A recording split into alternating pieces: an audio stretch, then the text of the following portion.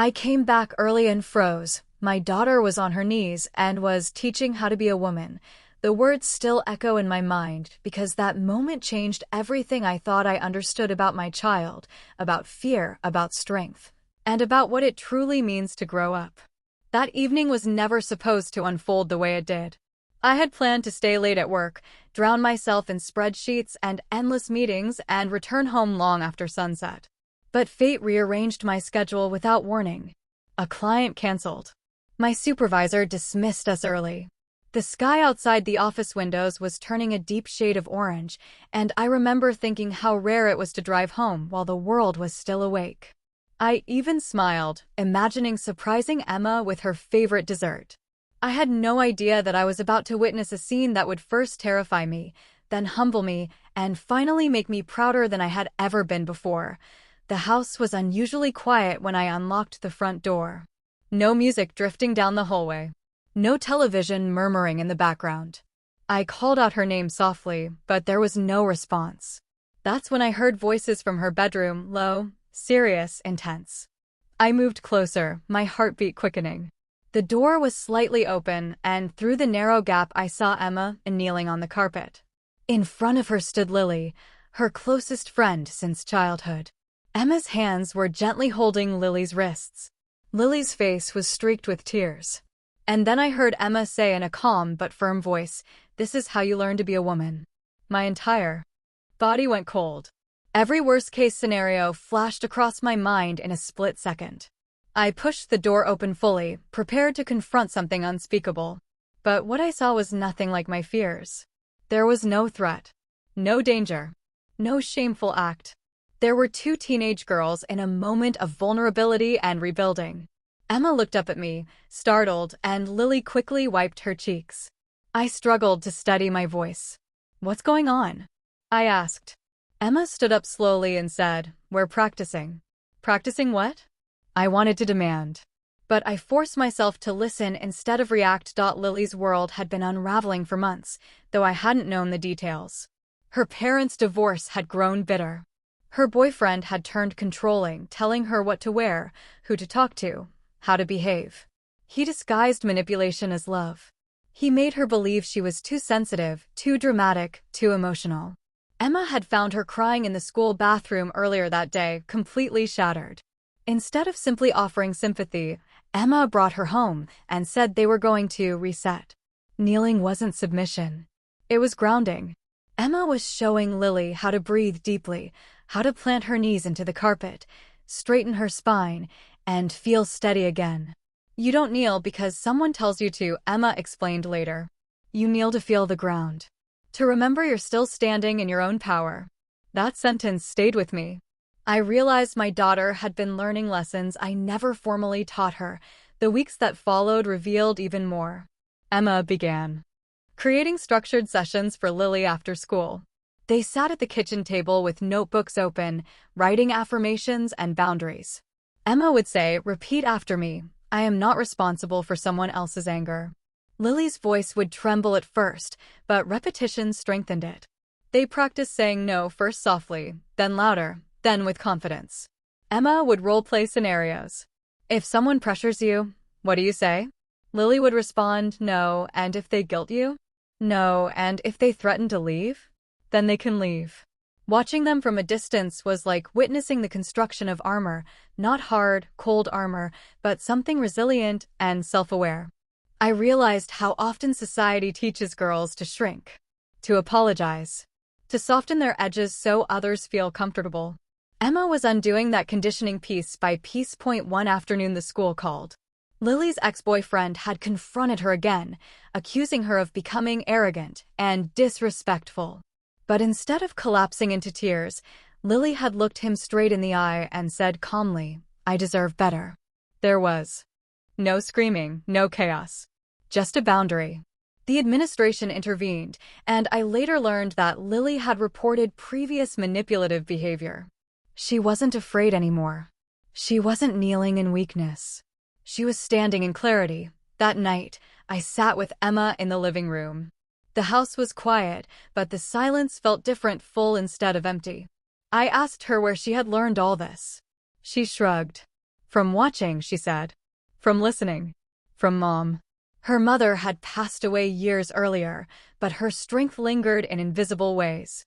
Emma remembered more than I realized, how her mother refused to tolerate disrespect, how she spoke up during family gatherings, how she insisted on equality in small daily interactions. Strength had been modeled quietly, and Emma had absorbed it like sunlight through a window. I began reflecting on my own role. As a father, I had focused on protection, locking doors, setting curfews, offering advice. But I hadn't fully grasped the internal battles teenage girls face. The pressure to be liked. The fear of rejection. The subtle ways confidence can erode under constant judgment. Emma was navigating that terrain not only for herself, but for someone else too. She was becoming a guide, not because she had all the answers, but because she understood the importance of self-worth. The phrase, teaching how to be a woman, no longer frightened me. It evolved in meaning. It wasn't about appearance or romance. It was about autonomy. About knowing when to bend and when to refuse. About understanding that vulnerability and strength can coexist. I watched Lily transform over the next few months. She joined the debate team. She reconnected with old friends. She stopped apologizing for taking up space. Her laughter returned, clear and bright. Emma didn't claim credit. She simply said she did the work. That humility struck me deeply. There was a particular evening that sealed my understanding. I came home again unexpectedly and found the girls sitting cross-legged on the floor, discussing future plans, college applications, careers, dreams. Emma was encouraging Lily to apply for a leadership program she once thought she wasn't good enough for. "You're more capable than you think," Emma insisted. Lily smiled in a way that showed she finally believed it. That belief, that quiet shift from doubt to certainty, was the true lesson being taught. In time, other girls began joining them. Word spread that Emma was someone who listened without judgment. Our dining room occasionally turned into a small circle of teenage voices sharing insecurities and goals. They talked about body image, academic pressure, friendships, and heartbreak. Emma guided conversations gently but firmly. She never positioned herself as superior. She simply asked the right questions. What do you want? What feels right to you? Why are you apologizing for that? Watching those discussions reshaped my understanding of leadership. It wasn't loud or domineering. It was steady and empathetic. I also learned something about fear. That first frozen moment at her bedroom door revealed how quickly assumptions can spiral. I had allowed my imagination to leap toward darkness. But the reality was far more profound. Sometimes growth looks unfamiliar. Sometimes empowerment is misunderstood at first glance. If I had stormed in angrily without observing carefully, I might have damaged something delicate and important. Instead, choosing to pause gave me insight into my daughter's evolving world. Months later, Lily stood confidently at a school assembly, speaking about healthy relationships and self-respect. Her voice carried through the auditorium without trembling.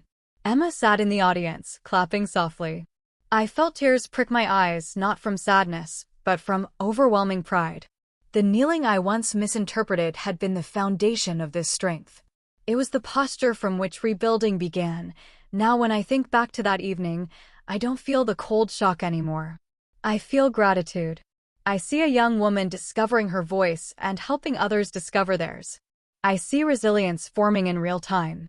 And I understand that becoming a woman, or becoming any strong human being, is not about meeting someone else's expectations. It's about recognizing your own worth and refusing to surrender it. The house is still quiet sometimes when I come home early. Emma is older now, busier, preparing for university. But every so often, I'll hear her speaking softly to a friend in the living room, guiding them through doubt with the same calm authority I witnessed that first night. And instead of freezing, I smile. Because I know what I'm seeing. I'm seeing compassion in action. I'm seeing leadership born from empathy. I'm seeing the continuation of strength passed from mother to daughter, from friend to friend. I once feared what that phrase meant. Now I understand it completely. Teaching how to be a woman means teaching how to stand tall after kneeling to find your balance, how to speak truth without apology, how to love without losing yourself, and how to help others rise alongside you. And that is a lesson worth coming home early for. The night after the school confrontation, something shifted not just in Lily, but in me, because I realized I had been raising a daughter while still learning how to understand the world she was growing into, and that realization was both humbling and unsettling. I began noticing details I had ignored before: the way Emma observed people quietly, the way she analyzed tone and body language, the way she stepped between conflict without escalating it. She was not impulsive, she was intentional, and intention is not something teenagers are usually credited for. Lily arrived the next afternoon with a different energy, not fully healed, but steadier, like someone who had discovered the outline of her own spine. Emma did not greet her with dramatic sympathy. She handed her a notebook and said, "Today we define standards, not wishes. Standards are non-negotiable, wishes are optional." Lily hesitated, then sat cross-legged on the floor and began writing. I watched from the kitchen, pretending to clean, but really listening. Standards look like I will not tolerate yelling. Standards look like I will not beg someone to stay. Standards look like I will not trade dignity for attention. Emma guided her through each statement, asking why repeatedly, until Lily's answers were not borrowed from pain, but rooted in clarity, because Emma understood something powerful: when you force someone to explain their boundaries, they begin to believe in them more deeply. The following week, Lily's ex attempted another manipulation. He texted apologies mixed with blame, promising change, while accusing her of overreacting. Classic emotional tug-of-war tactics. Lily showed the messages to Emma instead of responding immediately, and Emma did something that surprised me. She did not tell her what to do. She asked, "What outcome do you want, peace or proof?" Lily whispered, "Peace," and Emma nodded, then silence. "Is your answer?" That moment struck me harder than any confrontation, because restraint requires more strength than retaliation. Lily did not reply. She blocked him and cried afterward, not from weakness, but from withdrawal, from the addiction of validation. And Emma stayed beside her, not fixing, not lecturing, just present. I began to see that becoming a woman in their definition meant emotional literacy, recognizing manipulation, naming it, refusing it, and accepting the loneliness that sometimes follows self-respect. Word spread quietly through their grade that Emma was someone safe. Girls I had never met before began appearing at our door, some shy, some defiant, all carrying invisible weight. They formed a circle on the living room floor every Thursday afternoon. No phones, no interruptions, just conversation. The topics ranged from subtle jealousy between friends to pressure about appearance to the confusion of wanting affection, but fearing vulnerability. Emma established one rule: no self-insults allowed. If someone said, "I am stupid," she corrected them. Rephrase that without attacking yourself. If someone said, "I am too much," she responded, "Too much for who?" Specificity replaced shame. Slowly, carefully. I remember one particular evening when a girl named Nora confessed she felt guilty for saying no to physical intimacy with her boyfriend because he claimed it meant she did not trust him. The room grew quiet, heavy. Emma looked at her and said, "Trust is not measured by what you surrender. Trust is measured by what remains when you say no." Nora began crying, not dramatically, but with relief, as if someone had finally translated the unease she could not articulate. I stood in the hallway listening, and something inside me broke open, because these conversations were not being taught in classrooms, not discussed openly at dinner tables, yet they were shaping futures. Emma was constructing a language for resistance and compassion simultaneously. Lily's transformation continued. She joined a public speaking club, volunteered for student council, and began mentoring a younger student who struggled with anxiety. The ripple effect was undeniable. Strength, when modeled, becomes contagious, but growth is never linear. A month later, Lily encountered her ex at a mutual friend's party, and old feelings resurfaced.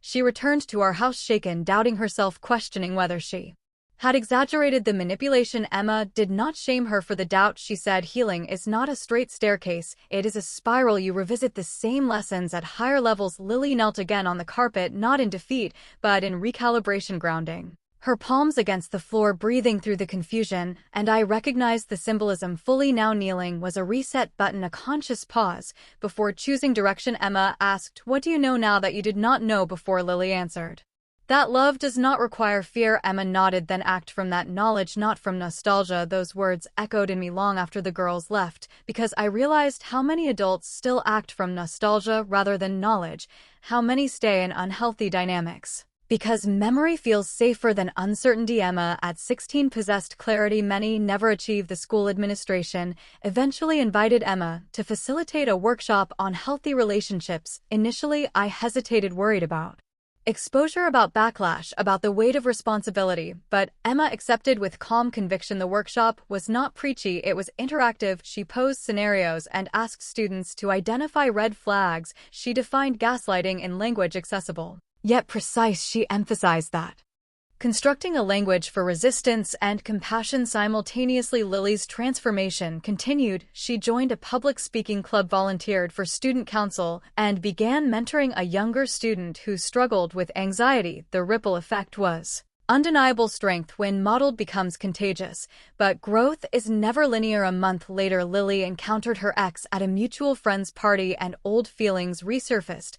She returned to our house shaken, doubting herself, questioning whether she had exaggerated the manipulation. Emma did not shame her for the doubt. She said, healing is not a straight staircase, it is a spiral. You revisit the same lessons at higher levels. Lily knelt again on the carpet, not in defeat, but in recalibration, grounding her palms against the floor, breathing through the confusion, and I recognized the symbolism fully. Now kneeling was a reset button, a conscious pause before choosing direction. Emma asked, what do you know now that you did not know before? Lily answered, that love does not require fear. Emma nodded, then act from that knowledge, not from nostalgia. Those words echoed in me long after the girls left, because I realized how many adults still act from nostalgia rather than knowledge, how many stay in unhealthy dynamics because memory feels safer than uncertainty. Emma, at 16, possessed clarity many never achieve. The school administration eventually invited Emma to facilitate a workshop on healthy relationships. Initially, I hesitated, worried about exposure, about backlash, about the weight of responsibility, but Emma accepted with calm conviction. The workshop was not preachy, it was interactive. She posed scenarios and asked students to identify red flags. She defined gaslighting in language accessible, yet precise. She emphasized that